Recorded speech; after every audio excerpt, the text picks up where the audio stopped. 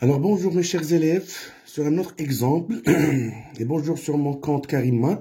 Maintenant on est devant un exemple, un deuxième exemple, pour calculer la longueur d'un côté d'un triangle rectangle, toujours à l'aide du théorème de Pythagore. Mais cette fois-ci, on ne va pas calculer l'hypoténuse. C'est ça l'objectif d'appliquer le théorème de Pythagore.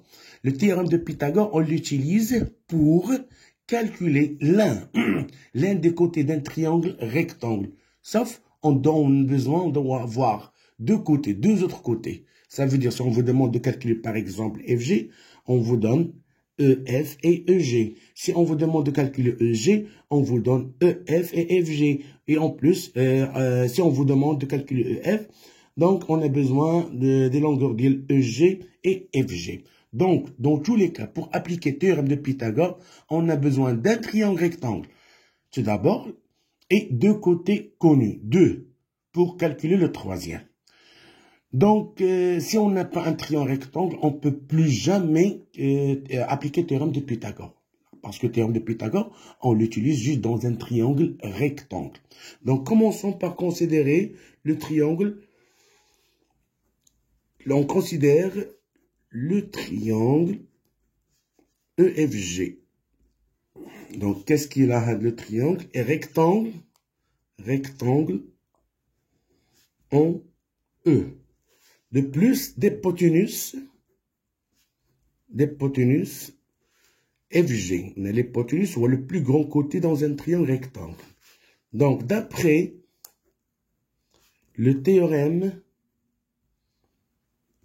de Pythagore, appliqué sur ce triangle,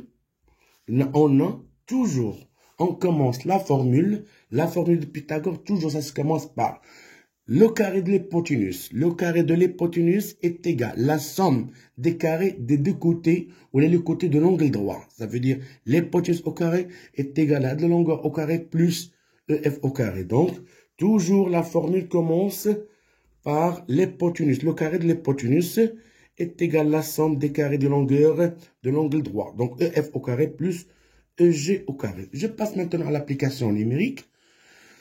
FG déjà c'est 10 au carré, EF c'est 8 au carré, plus EG qu'on cherche, c'est l'inconnu. Donc on a 10 au carré c'est 100, 8 au carré c'est 64, plus EG au carré. Donc pour calculer EG au carré, c'est le plus grand moins 60, ça veut dire 100 moins 64. Donc EG au carré est égal à 36. Or, EG elle est positive, donc EG est égal à la racine de 36, lié donc la racine de 6 au carré, donc EG est égal à 6. C'est très bien et merci beaucoup. Attendez-moi dans un autre exemple.